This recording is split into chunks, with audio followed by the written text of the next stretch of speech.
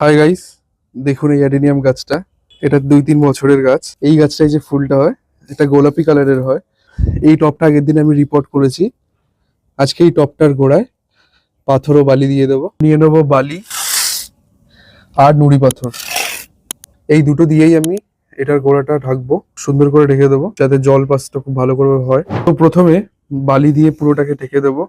অল্প করে বালি দিয়ে নেবো, চারি সাইড দিয়ে সমান করে। বালি দিলে জলটাও ভালো পাস হবে। হাত দিয়ে এটাকে পুরো ঠিক করে নিতে হবে। দেখুন গাছটা কত সুন্দর লাগছে। এবার নুড়ি পাথর নেব, নুড়ি পাথর দিয়ে এর উপরে সাজিয়ে দেব। এর উপর নুড়ি পাথর দিয়ে সাজিয়ে দেব। এগুলো দিলে আরো দেখতেও ভালো লাগবে আর জল পাসটাও ভালো করে হবে। আর এটা যেহেতু মরুভূমির গাছ, তো একটু গরমে থাকতে পছন্দ করে। তো এখন দেখুন গাছটাকে দেখতে কত সুন্দর লাগছে। তার সাথে কিন্তু গাছের শিকড়টাও ভালো থাকবে। তো ভিডিওটি ভালো লাগলে অবশ্যই ভিডিওটি লাইক ও শেয়ার করবেন, সাবস্ক্রাইব করবেন। টাটা।